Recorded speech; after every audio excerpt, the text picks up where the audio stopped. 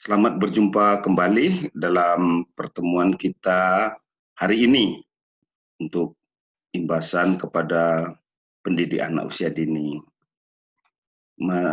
Materi hari ini kita membahas komunikasi efektif dan positif dengan orang tua. Yang efektif dan positif. Nah, komunikasi efektif, apa itu ya? Komunikasi positif, apa pula? Jadi kalau kita mau melihat komunikasi itu proses penyampaian suatu informasi dari individu, ya, kelompok ke individu atau kelompok lain. Proses penyampaian suatu informasi dari individu ke individu atau dari kelompok ke individu atau kelompok lain. Nah, dikatakan efektif kalau usaha untuk mendapatkan tujuan, hasil, dan target yang diharapkan dengan waktu yang singkat. Itu yang disebut dengan efektif. Kalau dikatakan yang positif, arah yang baik. Maka komunikasi efektif dan positif artinya proses penyampaian informasi dapat diterima dengan cepat oleh si penerima. Nah, si penerima itu orang tua. Jadi itu yang disebut efektif, komunikasi yang efektif, komunikasi yang positif. Nah, mengapa perlu membangun komunikasi antara guru dan orang tua murid? Nah, itu tadi. Mengapa perlu membangun komunikasi itu? Komunikasi antara sekolah dengan orang tua atau wali murid merupakan bentuk realisasi dari akuntabilitas sekolah. Itu perlunya. Baru keberhasilan guru dalam menjalin komunikasi dengan orang tua tentang kemajuan belajar anak menjadi kesempatan emas bagi guru untuk membuat jembatan komunikasi yang sangat penting dalam kehidupan anak. Keberhasilan guru dalam menjalin komunikasi dengan orang tua itu. Baru, mengapa perlu membangun komunikasi antara guru dan orang tua murid? Mengapa perlu? Untuk memastikan anak-anak belajar secara efektif dan mendapatkan yang terbaik bagi pertumbuhan dan perkembangan karakter anak. Bentuk komunikasi ini diharapkan dapat mendukung proses pembelajaran anak di rumah, namun guru juga harus mempertimbangkan bahwa daya dukung pembelajaran pada setiap anak berbeda, ya, unik, sehingga efektivitas belajar dari rumah berbeda-beda setiap anak. Ini elemen penting dalam menjalin komunikasi. Jelas, kejelasan. Meluangkan waktu beberapa menit untuk melakukan persiapan. Berikan waktu dan kesempatan kepada orang tua untuk berbicara, mengajukan pertanyaan, dan meminta informasi lebih lanjut. Jelas, jadi konsisten. Guru terus berkomunikasi dengan orang tua. Konsistensi. Tidak mengapa jika frekuensi berkomunikasinya tidak sering, namun hendaklah dilakukan secara terus-menerus. Itu peduli, itu elemen yang penting. Guru terbaik adalah yang mengutamakan hati, sehingga apapun yang terjadi direspon oleh guru berdasarkan cinta yang tulus terhadap peserta didiknya. Ini elemen yang penting tadi. Kata karakteristik komunikasi itu pesan yang jelas, pesan itu benar, pesan itu lengkap, pesan itu tepat, handal, pertimbangan penerima, karakteristik komunikasi itu kesopanan pengirim. Kesopanan pengirim. Nah, itu maka kita dalam membuat rencana pembelajaran mingguan itu, RPPM itu, di situ kata-katanya itu harus ini pesan jelas, benar, lengkap, tepat, handal, pertimbangan penerima. Jadi ini unik, penerimanya tuh berbeda-beda kan. Kesopanan pengirim sebagai pendidik kita, guru atau lembaga. Nah, elemen yang harus dihindari, ini harus betul-betul dihindari nih dalam berkomunikasi konfrontasi. Maka di awal tadi ada berkomunikasi dulu. Hindari nih konfrontasi yang menimbulkan pertentangan, menghakimi, memberikan label cap negatif, ini jangan ada di situ. Baru hindari ya elemen yang harus dihindari itu konflik. Ini terkadang konflik menjadi suatu yang tidak bisa dihindari dan harus dihadapi untuk diselesaikan. Jadi guru sebaiknya tidak mengambil sikap untuk berkonfrontasi dan fokus pada pemecahan masalah. Elemen yang harus dihindari berikutnya adalah ceroboh. Itu ceroboh, bahaya itu ya. Berikut langkah pemecahan masalah yang dapat guru lakukan. Ya, ini topik itu harus diidentifikasi. Hal apa yang dianggap sebagai masalah. Baru menimbang tingkat kesulitan suatu masalah.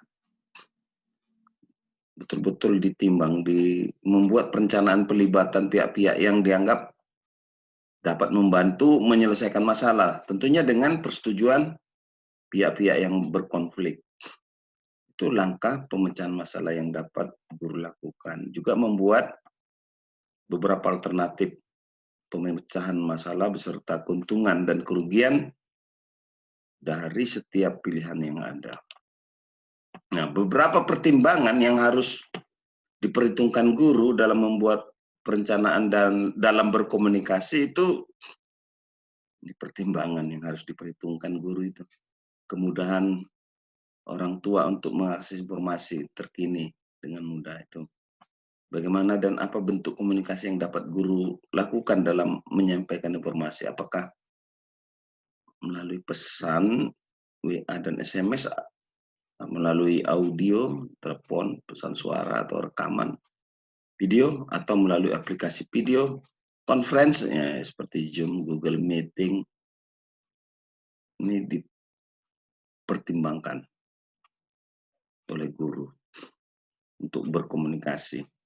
Isi pesan yang tidak membuat orang tua merasa terbebani untuk melakukan belajar dari rumah.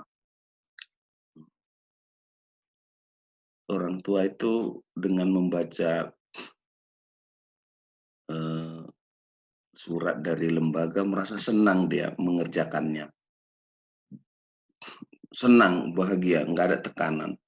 Nah, ini yang kemarin kita coba ya kan untuk membuat pemberitahuan kepada orang tua murid untuk melaksanakan bermain.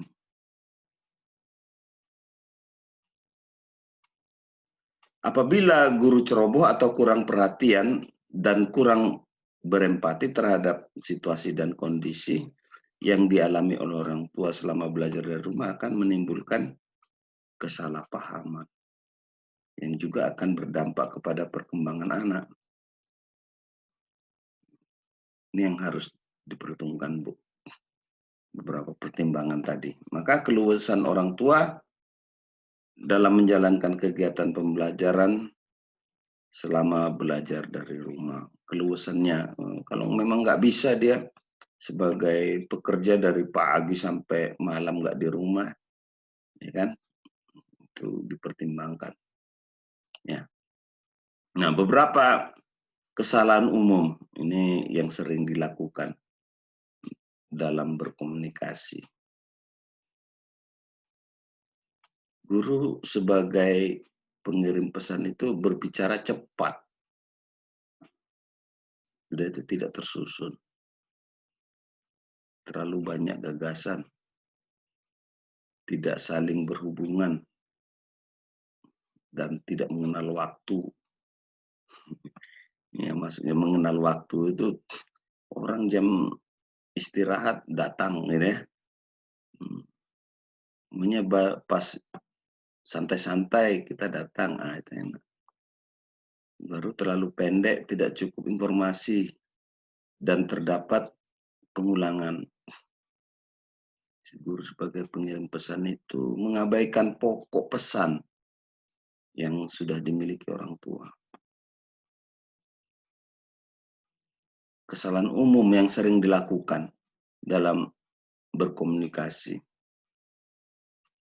Guru sebagai pengirim pesan itu tidak menyesuaikan dengan sudut pandang orang tua.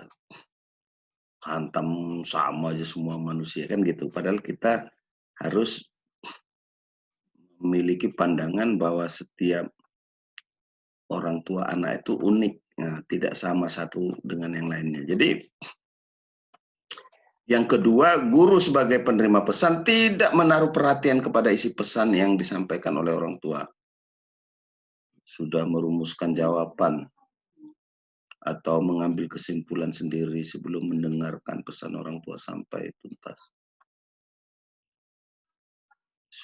Guru sebagai penerima pesan cenderung mendengarkan detail-detail pesan tanpa melihat isi pesan secara utuh.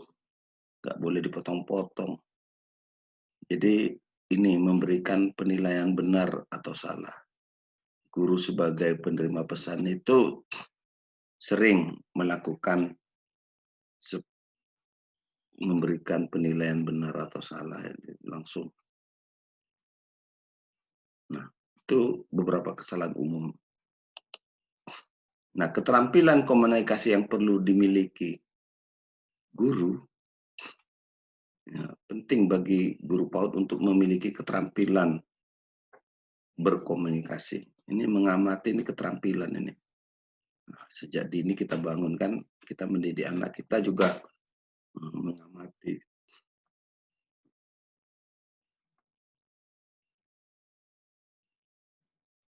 Mengamati itu banyak pengetahuan dan informasi.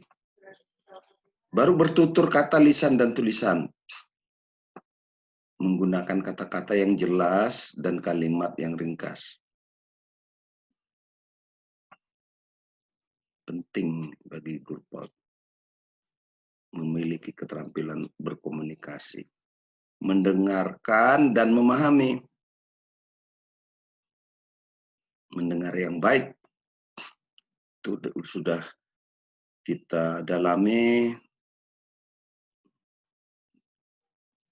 Baru kecerdasan emosional. Guru PAUD harus sadar secara emosional. Dan kemampuan untuk mempengaruhi orang lain dari dalam. Cerdas emosional. Ini penting. Keterampilan komunikasi yang perlu dimiliki itu. Baru sel efisiensi. Guru PAUD harus memiliki keyakinan pada dirinya sendiri. Self efisiensi untuk mencapai tujuan komunikasi.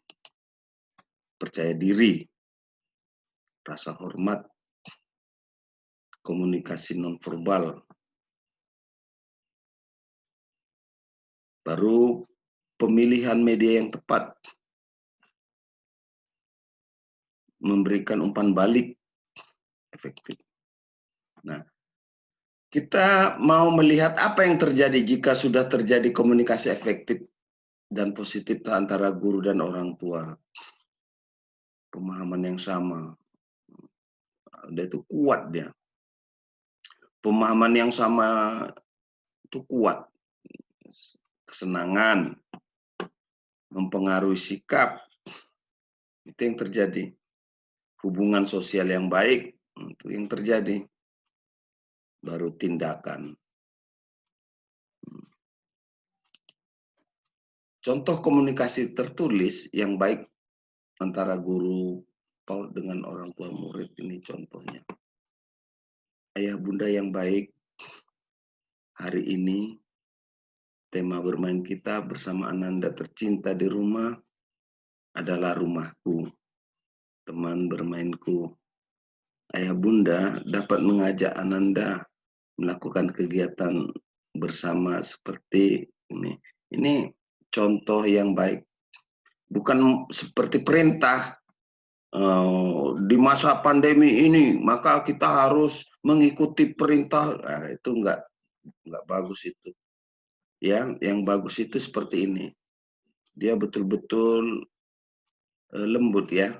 Hari ini tema bermain kita bersama Ananda tercinta di rumah adalah rumahku, taman bermainku. Ya, rumahku, taman bermainku. Ayah bunda dapat mengajak Ananda melakukan kegiatan bersama seperti ini. Nah, gitu kata-katanya. Ini contoh komunikasi tertulis yang baik antara guru PAUD dengan orang tua murid.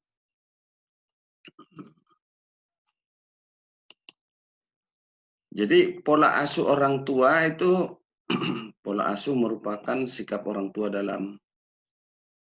dengan anak-anaknya. Dengan anak-anaknya. Pola asuh orang tua merupakan pola interaksi antara orang tua dan anak. Ini menurut para ahli pakar. Macam-macam pola asuh. Ini sudah kita dalami dalam materi pengasuhan yang positif. Ini macam-macam. Orang tua ada yang otoriter ya. Ini tunduk patuh. Dampaknya tertekan ini anaknya. Ada permisif. Ini orang tua cenderung menghindari konflik dengan anak sehingga bebas. Boleh apa saja yang dilakukan anak. Ini ada orang tua yang seperti ini. Maka anak nanti memiliki harga diri yang rendah kalau seperti itu. Kalau gitu cara komunikasinya. Dampak pola asuhnya jadinya dia harga dirinya rendah, tidak punya kontrol diri yang baik, kemampuan sosialnya buruk, bukan bagian penting dari orang tuanya. Itu dia. Nah, kalau demokratis, cara orang tuanya untuk berkomunikasi, ya, itu ada ciri-cirinya kalau dia orang tua itu memberi kebebasan, yaitu ada bimbingan kebebasan dan keteraturan. Jadi penggunaan bahasa yang memungkinkan anak mengekspresikan apa yang dia rasa, pikir, dan inginkan. Nah, ini dampaknya begini, izinnya. Anak bahagia, ya, merasa bahagia. Anak itu mempunyai kontrol diri. Anak itu punya rasa percaya dirinya bagus. Bisa mengatasi stres. Itu dampaknya kalau seperti demokratis ini, orang tua memberi kebebasan yang disertai bimbingan. Menyeimbangkan kebebasan dan keteraturan. Jadi anak lebih kreatif untuk memecahkan masalah lebih baik, komunikasi lancar, tidak rendah diri, dan berjiwa besar. Seperti ini ada. Jadi komunikasi yang disarankan dengan anak itu gunakan kalimat positif. tunjukkan mimik dan bahasa tubuh yang positif. Ini salaman nggak ditengok wajahnya, kan gitu. Itu tidak positif itu. Salaman tapi pandangannya ke yang lain atau ke HP, ya itu nggak bagus itu ya. Ini bahasa tubuh yang positif itu kalau kita salaman ya dipandang wajahnya, kita salaman dengan baik. Sederhana itu pendidikannya. Terus berulang-ulang, jangan sekali aja, terus sampai terbentuk. Upayakan ada kontak mata dan saling melihat nih yang gunakan kalimat sederhana yang mudah dipahami anak. Usahakan posisi tubuh sejajar dengan anak. Ajukan pertanyaan terbuka. Ini udah kita latih. Pertanyaan terbuka yang merangsang anak untuk berpikir. Memberikan teladan, pahami perasaan anak, ya, pendengar yang baik, beri tanggapan yang benar, gunakan nada suara yang wajar. Itu dia komunikasi yang disarankan. Jadi komunikasi yang baik dan benar ini membangun diri anak positif, menjadi anak kita yang handal, ya bisa menghadapi masalah dengan baik, tidak mudah putus asa. Terima kasih Bu, semoga dapat membangun komunikasi yang baik antara pendidik dengan orang tua. Semoga majulah pendidikan kita. Terima kasih.